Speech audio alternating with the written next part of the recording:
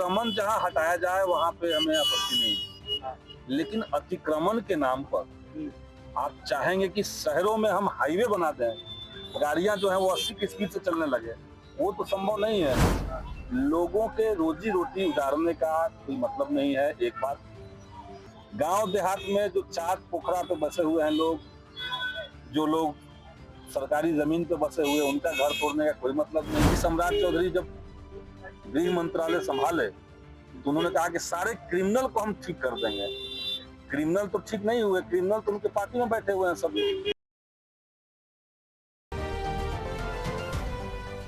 देखिए, पालीगंज के जो विधायक हैं संदीप सौरभ, विधानसभा सत्र चल रहा है, विशेष सत्र चल रहा है। सभी विधायकों का जो है शपथ ग्रहण भी हो गया, सभी लोगों ने जो है शपथ ग्रहण भी कर लिया। लेकिन अब जो है मुद्दे जो है लगातार विपक्ष के तरफ से जो उन्होंने कहा था वो उठाई जा रही है। और आपको पता ही है कि बिहार में जिस तरीके से कुछ दिनों से जो है बुलडोजर चल रहा है, यानी कि अतिक्रमण पर बुलडोजर चल रहा है, उस पर जो है संदीप सौरभ काफ़ी गर्म होते हुए दिखे और कहते हुए नजर आए कि अतिक्रमण अगर हट रहा है तो उसमें हम लोग समर्थन कर रहे हैं। लेकिन जो गरीब लोग हैं, जो उनका सहारा कुछ नहीं है, सरकार उनके लिए भी पहले व्यवस्था करने की उनको ज़रूरत थी, लेकिन सरकार ने ऐसा नहीं किया है। और वहीं SIR के मुद्दे को लेकर भी लगातार अब जो है विपक्ष सवाल खड़ा कर रही है। और आने वाले समय में वो लोग कह रहे हैं कि हम लोग जो है पूरी ताकत के साथ जो है आवाज़ उठाएंगे। पहले जो है संदीप सौरभ क्या कुछ कह रहे हैं, सुनवा रहे हैं। देखिए, रोकिए ना भाई साहब, जाम हो जाएगा। रोक क्या कहेगा गृह मंत्रालय और अध्यक्ष? अब तो ये भाजपा और जदयू का इंटरनल मामला है। जदयू तो सरेंडर कर दी है स्पीकर पद पर भी। अब भाजपा ने आज तक किसी को छोड़ा नहीं, जो उसका सगा रहा उसको वो ठगा है, तोड़ा है।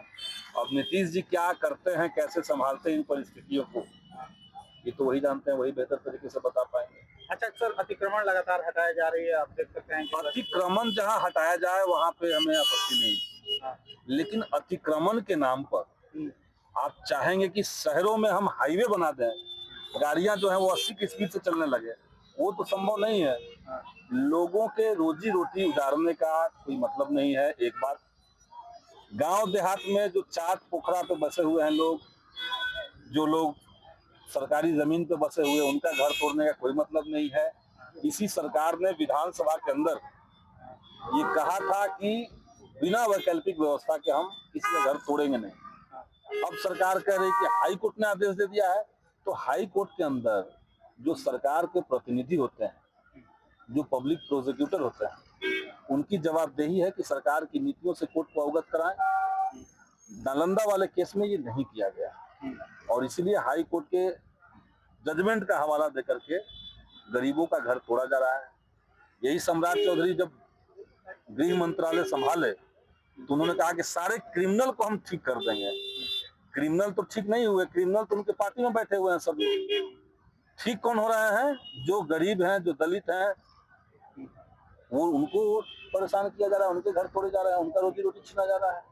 यही मामला। क्या लगता है गरीबों दलितों को टारगेट करके? निश्चित तौर से बीजेपी का माइंडसेट जो है वो मनुस्मृति वाला माइंडसेट है। ये तो चाहता नहीं कि गरीब कोई रहे भी।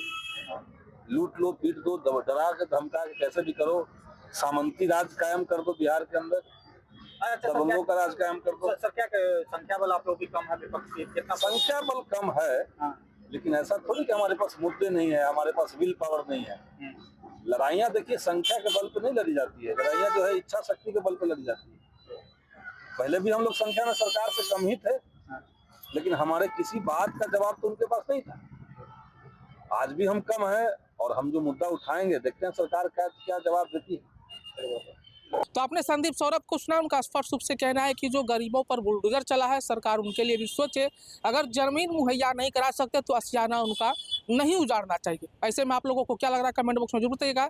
बने रहिएगा स्वराज पोस्ट पर, तब तक के लिए बहुत बहुत शुक्रिया।